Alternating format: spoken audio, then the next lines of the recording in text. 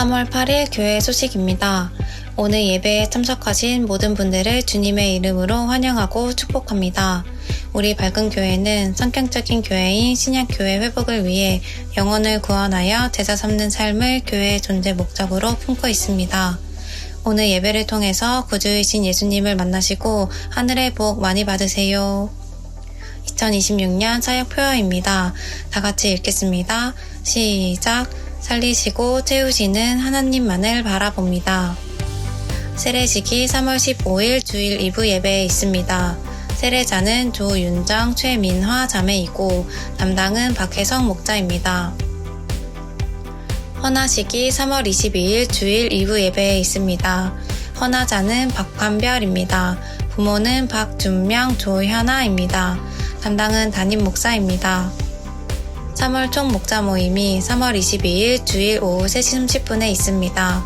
장소는 2층 밝은 미래관이고 담당은 늘푸른 초원입니다. 예배의 복이 신앙의 회복입니다. 주일 연합예배, 누가복음 시리즈 5, 사명자의 삶, 수요 예배, 정말훈련 26, 공격과 방어, 설교 동영상을 보며 말씀의 삶을 살려고 노력합니다. 설교 동영상으로 VIP와 결석한 목원들을 섬깁니다. 돕는 기도 부탁드립니다. 주님, 26년도에는 살리시고 채우시는 하나님만을 바라보며 살아가도록 도와주시옵소서. 주님, 우리 모든 성도들이 정시 기도와 말씀 묵상을 통하여 성령님의 인도를 받으며 살아가도록 도와주시옵소서. 주님, 기도와 섬김으로 목장마다 1년에 한 명의 VIP가 세례받고 두 목장이 분가하도록 도와주시옵소서. 주님, 다음 세대가 건강하게 세워지도록 도와주시옵소서. 주님, 밝은 교회 식구들에게 하나님과의 만남의 복을 내려주시옵소서. 교회 창조 섬김 목장입니다. 3월 7일은 치앙라이 목장, 3월 14일은 작은 교회 목장이 섬겨주시겠습니다. 교회 중식 섬김 목장입니다. 3월 8일은 주사랑 목장, 3월 15일은 미얀마 목장이 섬겨주시겠습니다. 항상 교회를 섬겨주시는 밝은 가족들이 자랑스럽습니다. 금주의 한마디, 성례식이란 거룩한 예식이라고 해서 일반적으로 성찬과 세례를 말합니다. 성례식은 강력한 은혜의 통로입니다. 올해 처음 세례식이 3월 15일에 3월 29일엔 성찬식이 있습니다. 기도하시면서 성례식에 참여해 주시고 마음을 다해서 섬겨주시길 부탁드립니다.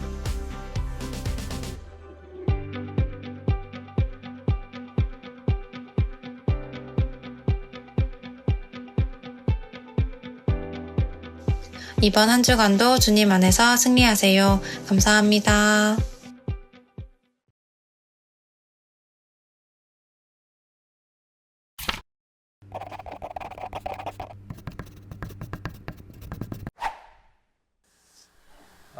우리나라에 2년 만에 1000만 영화가 나왔다라는 소식들이 계속 여기저기에서 나옵니다. 지난주에 저도 아들과 함께 이 영화를 봤는데요. 이 영화의 이제 주인공이 단종, 어린 단종과 그 단종이 귀양간 영월의 촌장으로 있는 흥도라고 하는 사람의 얘기입니다. 그런데 흥도라는 사람이 귀양 오는 사람을 자기 마을로 유치하는 거거든요. 왜냐하면 다른 동네에 보니까 귀양 온 사람이 왔다가 잘 섬겨서 보내면 복직되면 그 마을에 부귀영화가 있는 거예요. 그러니까 그걸 알고 그 강원도 영월 산골에 그냥 찌질이 너무 가난한 그 마을을 좀 잘 살게 해보려는 촌장의 좋은 마음이죠. 그런데 하필이면 단종이 오게 된 거죠. 누군지도 모르고 처음에는 막 험하게 다루고 막 다루고 아무렇게나 다루고 나중에 알고 보니까 임금이었던 거예요. 그러면서 흥도라는 사람이 마음이 바뀌어갑니다. 그러면서 그 단종, 어린 단종을 경외하게 됩니다.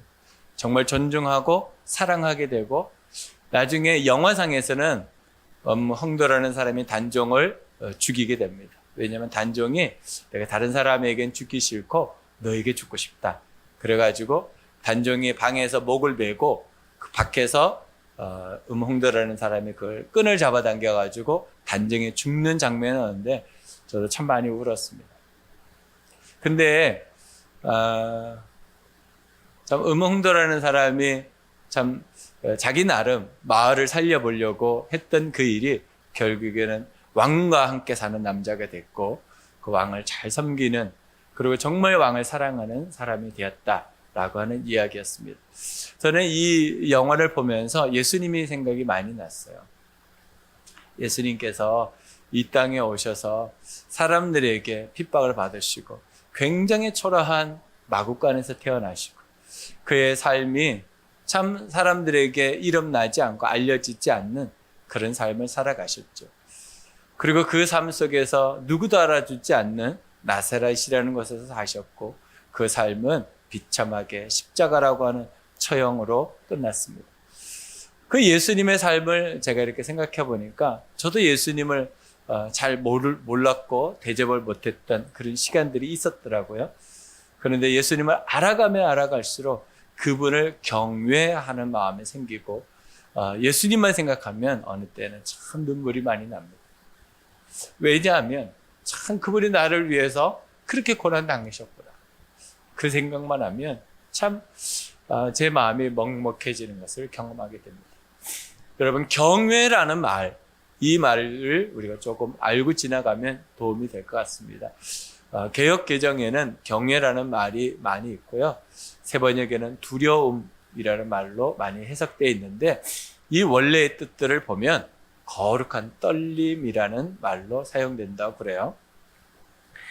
이 뜻의 내용은 이렇습니다. 압도적인 존재 앞에 섰을 때 느껴지는 경탄과 경외감.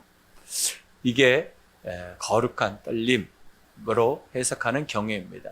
이건 곧 뭐와 같으냐면 큰 폭포 앞에 서면 그 웅장함 때문에 두려울 때가 있습니다. 특별히 나야가라 같은 엄청난 폭포잖아요. 그 둘레가 몇 킬로가 되는 그 둘레에 서 있으면 그 소리가 얼마나 큰지 옆에 사람과 대화가 되지 않을 정도로 소리가 크고 또 비가 오고 물량이 많으면 더 그렇대요. 그러니까 사람들이 어느 때는 그 폭포가 너무 멋있다라고 하지만 그 폭포가 가까이 가면 두려움이 막 생긴대요. 그런데 어느 날 햇빛이 착 비치면 그 폭포 옆으로 무지개가 착 이렇게 생긴다는 거죠. 그것이 경외와 같은 겁니다. 한쪽으로는 막 두려운데 한쪽으로는 무지개를 바라보면서 너무 예쁘다, 너무 아름답다라고 하는 거예요. 하나님을 우리가 생각할 때 어느 때는 막 두려움이 있어요. 근데 그분이 나를 얼마나 사랑하는지를 알면 그분 앞에 더 가까이 가고 싶죠. 이게 경외의 두 가지 마음입니다. 그래서 이렇게 말합니다. 두렵지만 동시에 매혹적인 신비 체험을 의미합니다. 이게 경외라는 말이에요. 그래서 우리가 하나님을 섬기면 섬길수록 우리의 마음에 생겨야 될 마음이 뭐냐면 하나님을 경외하는 마음. 저는 여러분들의 삶 가운데 하나님을 정말 경외하는 삶을 살았으면 좋겠다 싶습니다. 이것을 두 학자는 이렇게 설명하고 있습니다. 브루스 월키라는 학자와 트램퍼 롱맨이라고 하는 사람이 이렇게 말합니다. 같이 읽어보죠. 경외는 하나님을 하나님으로 인정하는 것이다. 그것은 단순히 무서워하는 것이 아니라 그분의 거룩하심과 주권 앞에 드리는 최고의 예우이자 사랑이 섞인 순정이다. 하나님을 너무 사랑하니까 그분 앞에 가까이 가기가 어떨 때는 막 쑥스러운 거죠. 이 장면이 그 왕과 사는 남자에게 나오거든요. 마을 주민들이 이 어린 사람이 단종인 걸 알아요. 임금이었다는 걸 알아요. 그러니까 그 왕을 바라보면서 쑥스러워 숨기도 하고 그 앞에서 말도 못하고 살아가는 그런 모습들을 봅니다. 그런데 마음 가운데는 왕을 존중하고 사랑하는 마음이 여전히 생기게 됩니다. 여러분, 우리가 하나님 앞에 가까이 가고 싶은데 어느 때는 하나님이 두려울 때도 있어요. 그분이 싫어하는 일을 하면 왠지 조금 더 멀리 있게 되는 그런 일들을 경험하기도 합니다. 하나님을 경외하기 때문입니다. 그러지 않으면 우리가 하나님 앞에서 멀리 있을 필요가 없거든요. 친밀함 속의 격식이라는 단어로 경외를 설명하기도 합니다. 하나님이 너무 친밀하지만 그분 앞에 예의를 지키는 거예요. 격식을 차리고 하나님 앞에 서가는 거예요. 그래서 하나님은 항상 우리와 함께 계시지만 우리가 그분 앞에 설 때는 조심스러운 마음을 가지는 거예요. 왜냐하면 그분은 너무나 존귀하시고 우리를 너무 사랑하시기 때문에 우리가 그렇게 대한다라는 것이죠. 누가복음 3장 14절로 15절입니다. 그러나 요한은 내가 선생님께 세례를 받아야 할 터인데 선생님께서 내게 오셨습니까? 하고 말하면서 말렸다. 예수께서 그렇게 하도록 하십시오. 그렇게 하여 우리가 모든 일을 이루시는 것이 옳습니다. 그제서야 요한이 허락하였다. 이 장면은 오늘 예수님이 요단강에서 세례를 받는 장면 이전에 있던 장면인데요. 예수님이 세례 요한에게 나옵니다. 그런데 백성들이 다 세례를 받고 기다렸다가 요한에게 가는 거예요. 그랬더니 요한이 금방 알아보죠. 제가 주님한테 세례를 받아야지 어떻게 저한테 세례를 받으십니까? 그랬더니 아니, 오늘은 당신이 나한테 세례를 줘야 돼. 그래야지 하나님의 뜻이 이루어져. 그랬더니 세례 요한이 그것을 받아들이고 예수님에게 세례를 주는 장면입니다. 그런데 뭐라고 예수님이 말하냐면 우리가 모든 일을 이루는 것이다. 너와 내가, 세례 요한과 내가 오늘 이 요단강에서 세례를 주고 세례를 받는 이 장면을 통해서 하나님의 뜻이 이루어진다. 이렇게 말합니다. 하나님의 뜻이 뭘까요? 하나님의 뜻은 이 모든 세상에 사는 사람들이 구원받는 겁니다. 모든 세상에 사는 사람들이 죄와 저주와 사망의 권세에서 해방되는 겁니다. 그게 모든 사람의 의입니다. 예수님은 그것을 위해서 이 땅에 오셨다. 예수님의 사명은 그것이다 라고 얘기합니다. 누가복음 3장 21절로 22절 오늘 우리가 읽었던 말씀입니다. 백성이 모두 세례를 받았다. 예수께서도 세례를 받으시고 기도하시는데 하늘이 열리고 성령이 비둘기 같은 형체로 예수 위에 내려오셨다. 그리고 하늘에서 이런 소리가 울려왔다. 너는 내 사랑하는 아들이요 나는 너를 좋아한다. 이 장면은 특별한 장면이기도 합니다. 예수 그리스도께서 세례 요한에게 세례를 받으실 때 성부, 성자, 성령 하나님이 동시에 나타나는 삼위일체 하나님이 동시에 나타나는 몇 되지 않는 모습입니다. 예수님이 요단강에 계시고 하늘에서는 비둘기와 같은 성령이 내리시고 또 하늘에서 음성이 들리는데 성부 하나님의 음성이 들렸다. 성부, 성자, 성령 하나님이 항상 동역하시는 일임을 우리에게 가르쳐주고 계십니다. 여러분, 우리가 이 장면을 보면 야 대단하다 싶지만 이건 굉장히 초라한 장면입니다. 이것을 어떤 학자는 뭐라고 말하냐면 예수님이 왕으로 오신 즉위하는 왕으로 세워지는 날이다 이렇게 말하기도 합니다. 그런데 이 요단강이 이 당시에 물이 깨끗한 때가 아니에요. 지저분한 때입니다. 비가 많이 와서 우기가 돼야지 그 물이 깨끗하거든요. 여러분 어릴 때 동네에 개울이 있으면 비가 안 올 때는 그 개울이 얼마나 지저분합니까? 쓰레기도 있고 또 집에서 나오는 폐수도 있고 근데 비가 한번 확 오고 며칠 지나면 물이 깨끗해지잖아요. 근데 그런 물이 아니에요. 이 물은 굉장히 지저분한 물. 근데 그 물 안에 들어가서 왕이 되는 장면 얼마나 초라합니까? 예수님이 초라하시지만 왕으로 오늘 세워지는 이유가 모든 백성을 구원하기 위해서 오셨기 때문입니다. 예수님은 하나님에게 하나밖에 없는 아들이셨죠. 메시지 성경에 보면 오늘 하나님께서 말씀하셨던 내게 사랑하는 아들이다. 나는 이 아들을 좋아한다. 라는 말이 뭐라고 표현되어 있냐면 나의 전부다. 이렇게 표현되어 있어요.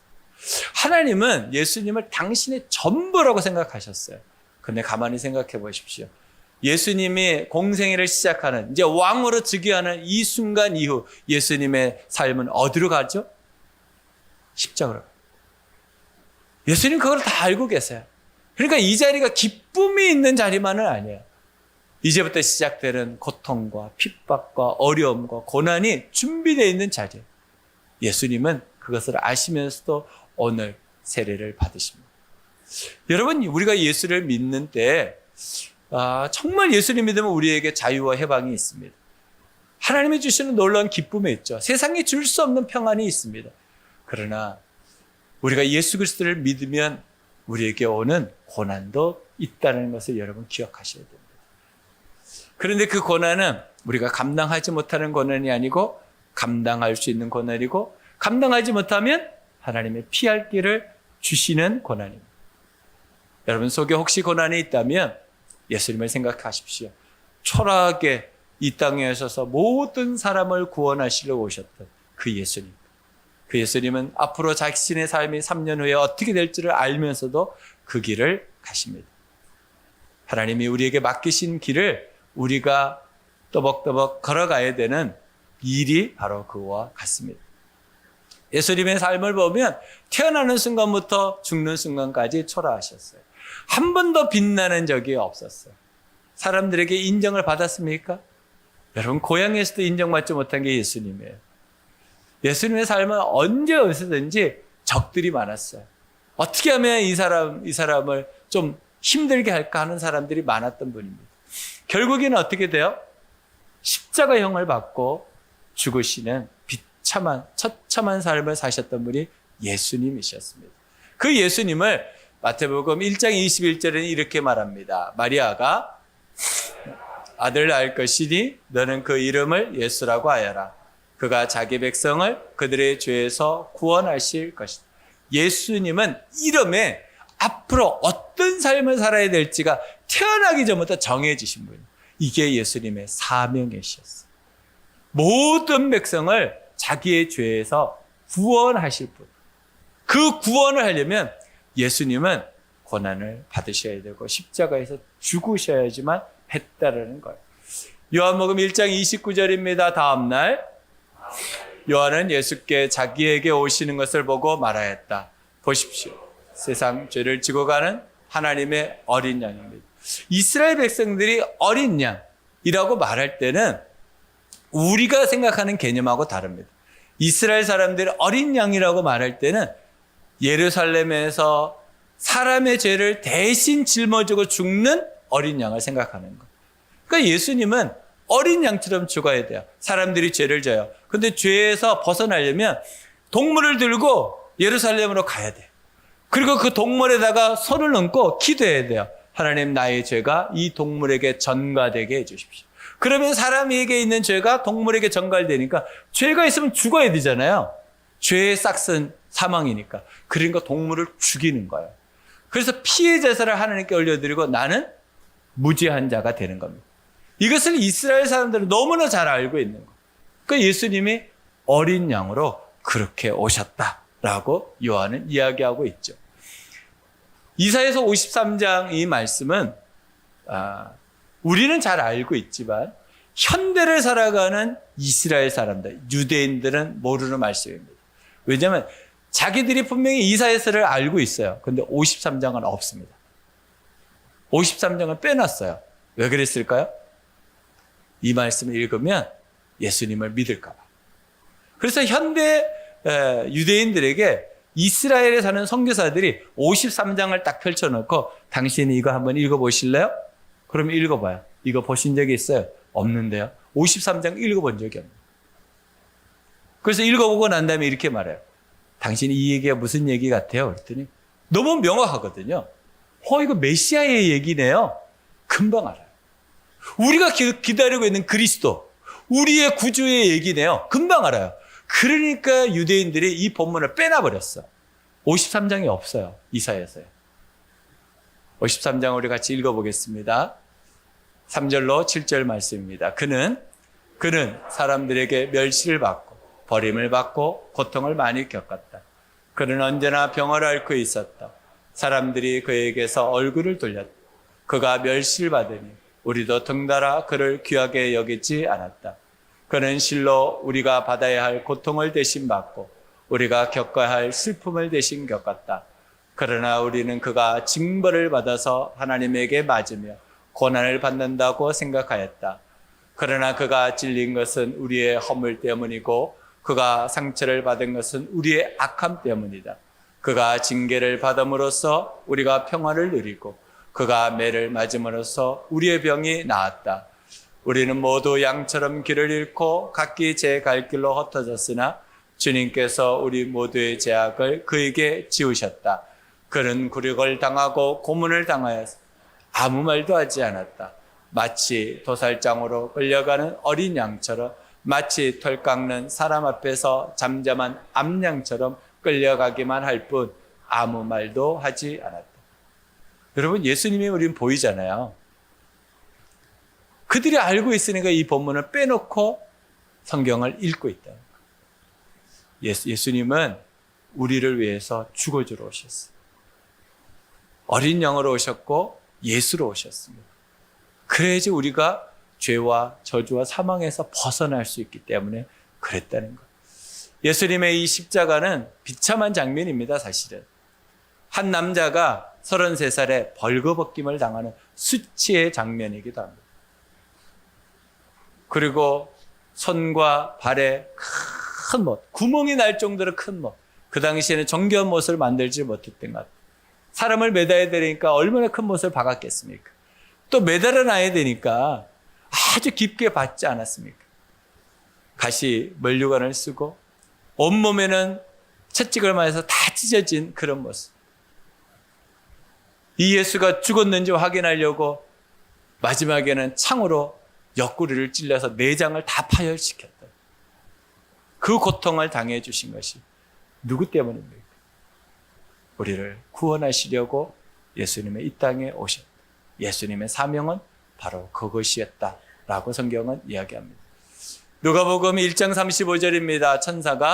천사가 마리아에게 대답하였다. 성령이 그대에게 임하시고 더없이 높으신 분의 능력이 그대를 감싸줄 것이다. 그러므로 태어날 아기는 거룩한 분이요 하나님의 아들이라고 불릴 것이다.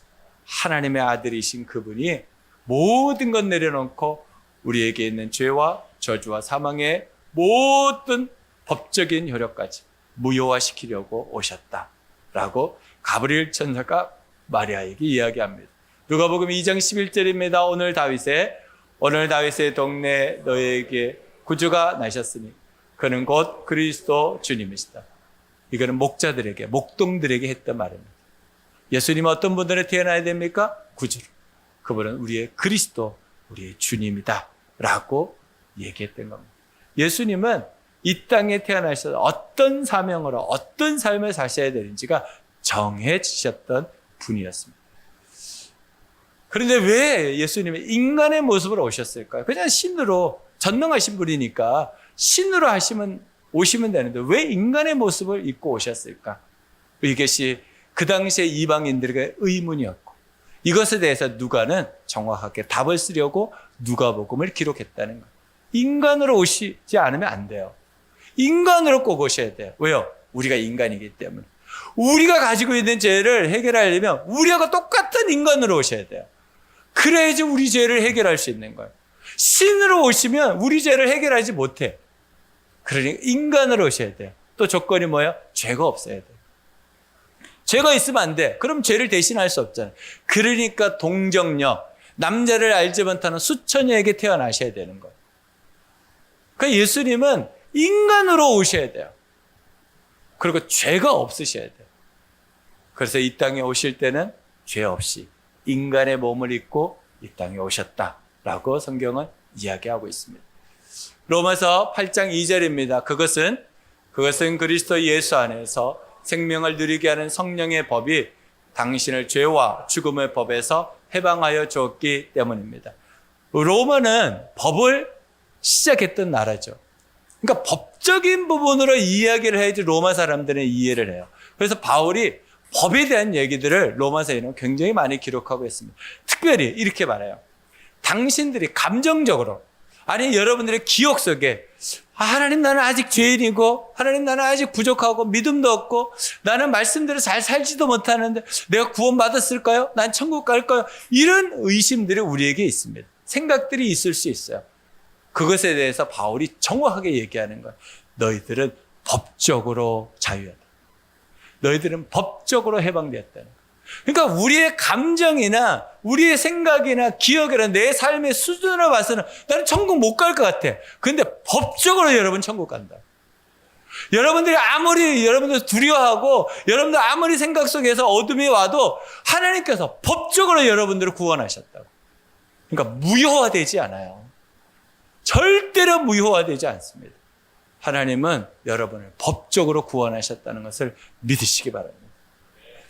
고린도전서 15장 3절로 4절입니다. 나도 전에 받은 중요한 것을 여러분에게 전해드렸습니다.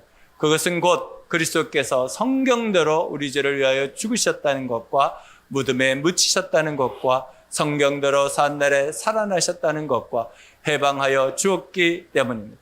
예수님이 이 땅에 오셔서 하셨던 일들을 이렇게 표현해요. 성경대로 하셨다. 성경대로 하셨다. 그래서 우리가 어떤 삶을 살려고 노력해야 하냐면 성경대로 살려고 해야 됩니다. 왜냐하면 예수님도 그렇게 사셨기 때문입니다. 근데 성경대로 산다는 게 뭔가? 여러분의 분량만큼 살면 됩니다. 우리가 가끔씩 교회 안에서 열심을 가지고 우리가 보기에 믿음이 좋은 사람들은 나도 저렇게 살면 좋겠다. 그런데 우리는 그렇게 못 살아요. 어떻게 그렇게 삽니까?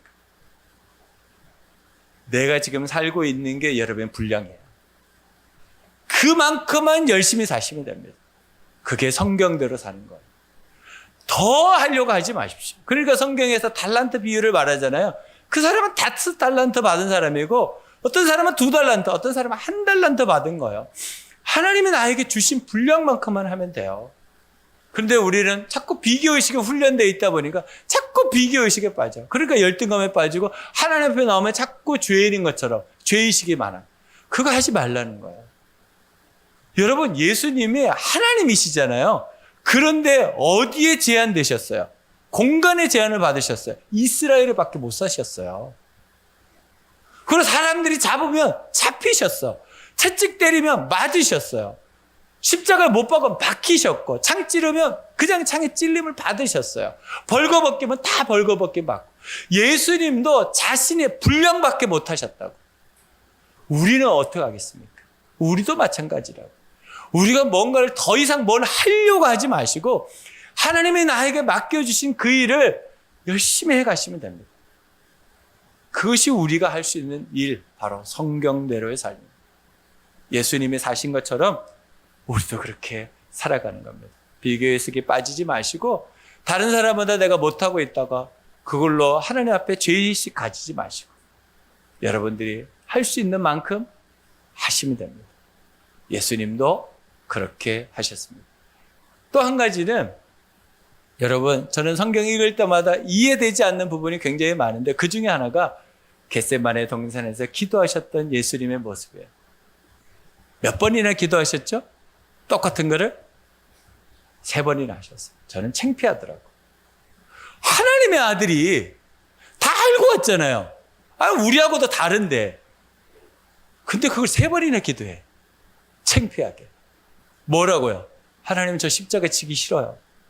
이거거든요. 다른 게 아니고. 내일이면 십자가 져야 되는데 오늘 밤에 기도하는 거예요. 하나님, 저 십자가 지기 싫어요. 아버지, 저 십자가 지기 싫어요. 아니, 우리하고 다른 분이잖아요. 하나님이신 그분이 창피하게 십자가 지기 싫다고 3번이나 기도하냐고. 왜 그러셨을까? 여러 가지 이유가 있겠죠. 당신도 육체를 가지고 있으니까 그 고통의 통증이 얼마나 심한지를 아시기 때문에 힘드셨을 거예요. 그러니까 십자가 피하고 싶었을 거예요. 또 하나는 우리를 위해서 그러신 것 같아요. 우리가 힘들고 어려운 일을 당할 때 우리가 기도하잖아요. 만약 그 기도의 내용이 없었다면 우리도 그렇게 기도 못할 거예요. 하나님, 저 너무 힘든데 이거 지나가게 해주세요. 저한테는 이거 없게 해주세요. 우리 그거 기도하잖아요. 근데 그걸 누구를 의지해서 기도해요? 예수님도 그렇게 기도하셨으니까 우리도 그렇게 기도해보는 거지. 하나님, 저 이거 감당이 안 될 것 같아요. 그러니까 이거 지나가게 해주세요. 저한테는 없게 해주세요. 근데 우리는 결론을 알고 있어요. 하나님, 우리에게 원하시는 답이 뭔지. 하나님은요, 분리하실 때는 아무 말씀도 안 하십니다. 대답하기 힘드실 때는요, 그냥 조용히 침묵하고 계십니다. 우리가 아무리 기도해도 아무 대답도 안 하셔. 그냥 묵묵부답하셔요, 하나님. 하나님은 원하시는 대답은 뭐예요? 나의 원대로 마옵시고. 아버지의 뜻대로 되기를 원합니다. 그 기도를 원하시는 거예요. 여러분, 우리가 하나님 앞에서 사명을 감당할 때 가끔씩 하나님 저 이거 너무 힘든데, 이 상황과 여건이 너무 어려운데 이거 지나가게 해주세요. 저 이것만 아니면 내가 살 것 같은데 하나님 이것 좀 도와주세요. 근데 하나님이 나에게 원하시는 답은 나의 뜻대로 하지 마시고 아버지의 뜻대로 되기를 원합니다. 그 기도더라고요. 여러분의 삶 속에 하나님 맡기신 것이 있어요. 근데 그것을 하나 도망가고 싶을 때가 있거든요. 여러분, 목자 목녀로 섬기는 것이 어쩌다 목자 목녀 된 거죠. 어쩌다. 여러분, 정말 기도하고 있다가 목자 목녀 된 사람이 몇 명이나 되겠습니까? 가끔씩 도망가고 싶죠. 내려놓고 싶죠. 야, 이걸 내가 끝까지 해야 되나? 언제까지 해야 되나? 그럴 때가 있죠. 근데 그럴 때는요, 하나님의 묵묵부답하시는 거예요. 그럴 때가 있습니다. 여러분, 제가 너무 하나님 좋아서 목사 됐거든요. 나는 정말 하나님이 좋아서 목사 됐거든요. 너무 그분을 섬기고 싶어서. 그런데 365일 그럴까요? 그러지 않을 때도 많아요. 내가 왜 목사가 돼가지고 우리 자식들도 힘들고 우리 집사람은 더 힘들고 내가 목사가 안 됐어야 되는데 내 목사만 하면 내가 열심히 신앙생활 할 수 있을 것 같아요. 그런 생각이 들어올 때가 있어요. 저도. 여러분 삶 속에 그런 생각이 있잖아요. 내가 밝은 교회만 안 다녔어도 이놈의 가정교회만 안 했어도 내가 정말 신앙생활 더 잘할 수 있을 것 같은데 할 것도 많고 해야 할 것도 많고 왜 이렇게 일이 많은지 그럴 때가 있잖아요. 근데 하나님 그럴 때요 묵묵부답하시더라고요. 말씀도 안 하시더라고요. 하나님이 우리에게 원하시는 답이 뭘까? 나의 원대로 마옵시고 아버지의 뜻대로 되기를 원합니다. 그게 아닐까 싶어요. 예수님이 우리에게 그것을 주신 것 같아요. 선물로. 이거 기도 안 하셔도 될 일인데. 여러분 힘들고 어려울 때 예수님의 겟세마네 동산을 기억하십시오. 나의 원대로 마옵시고 아버지의 뜻대로 되기를 원합니다. 예수님은 성경대로 사셨다라는 것입니다. 빌립보서 2장 8절입니다. 자기를 낮추시고 죽기까지 순종하셨으니 곧 십자가에 죽기까지 하셨어요. 예수님은 성경대로 사셨어요. 그것을 우리는 순종이라고 말합니다. 요한복음 3장 16절입니다. 하나님께서 세상을 이처럼 사랑하셔서 외아들을 주셨으니 이는 그를 믿는 사람마다 멸망하지 않고 영생을 얻게 하려는 것입니다. 하나님 왜 우리에게 오셨을까요? 왜 예수님 보내셨을까요? 왜 십자가에 죽으셨을까요? 왜 그 수치의 무덤까지 내려가셨을까요? 우리를 사랑하셨어요. 하나님은 그저 우리를 사랑하셔서 자기 아들을 그렇게 고통의 자리에 내어주셨다는 거예요. 바울은 이렇게 말합니다. 로마서 5장 8절입니다.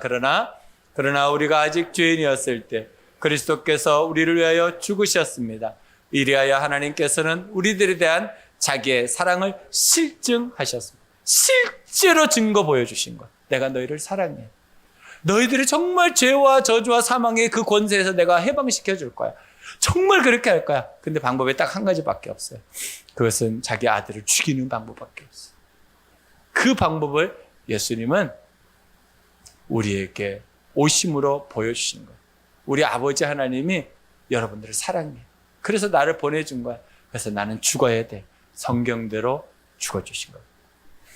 창세기 22장 12절입니다. 천사가 말하였다. 그 아이에게 손을 대지 말아라. 그 아이에게 아무 일도 하지 말아라.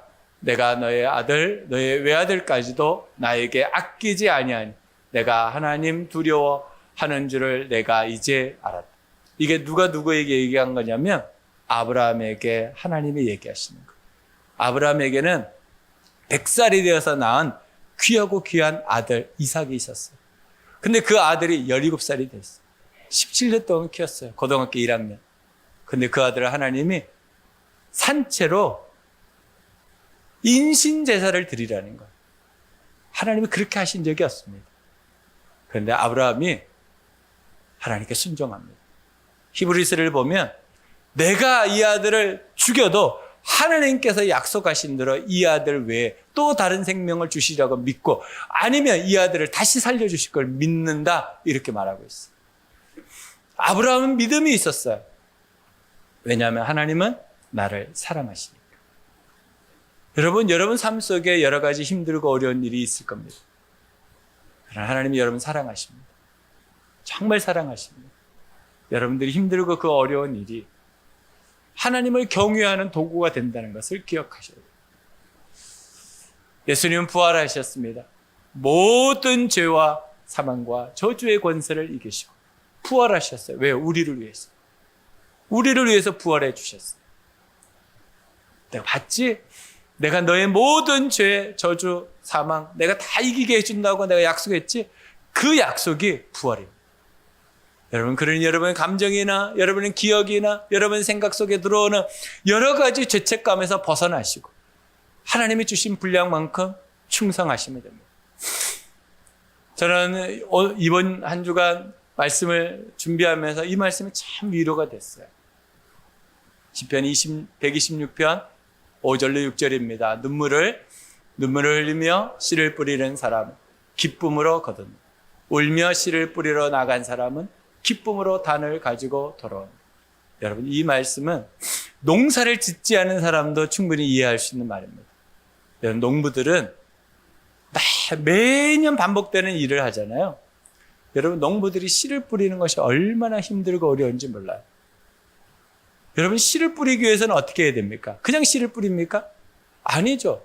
모든 밭을 다시 기경해야 돼요. 부드럽게 만들어야 돼요. 그게 얼마나 힘들고 어려운지 모릅니다. 그리고 그것을 갈아야 돼요, 다시. 그리고 땅을 파고 거기에다가 심어야 돼요.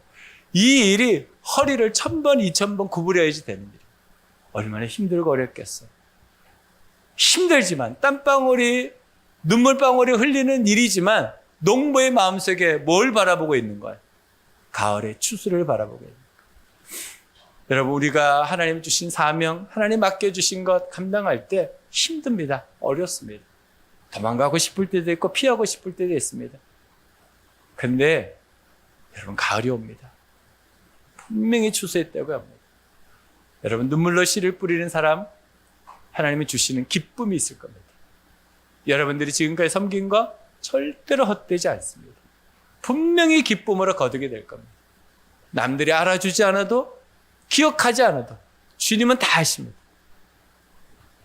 바울은 이렇게 우리에게 우리의 말을 합니다. 고린도전서 15장 58절입니다. 그러므로 나의 사랑하는 형제 자매 여러분, 굳게 서서 흔들리지 말고 주님의 일을 더욱 많이 하십시오. 여러분이 아는 대로 여러분의 수고가 주님 안에서 헛되지 않습니다. 여러분들이 섬긴 거 절대로 헛되지 않습니다. 난 너무 작은데? 주님 앞에 크고 작은 게 없고요. 잘하고 못하는 게 없어요. 그게 너무 감사한 일이지 않겠어요? 이 세상은 잘하고 못하는 게 있어요. 크고 작은 게 있어. 근데 주님 앞에서는 크고 작은 것도 없고 잘하고 못하는 것도 없어. 그냥 우리가 한 것을 하나님 기뻐하세요. 그러니까 여러분의 분량만큼 하나님 앞에 충성하십시오. 그러면 기쁨으로 단을 거두고 여러분들의 그 섬김이 절대로 헛되지 않게 될 겁니다. 주님 앞에 섰을 때 주님 분명히 말씀하실 거예요. 고맙다라고 얘기하시고 여러분 삶 속에 이 놀라운 복음의 말씀으로 한 주간을 승리하시기를 주님의 이름으로 축복합니다. 기도하겠습니다.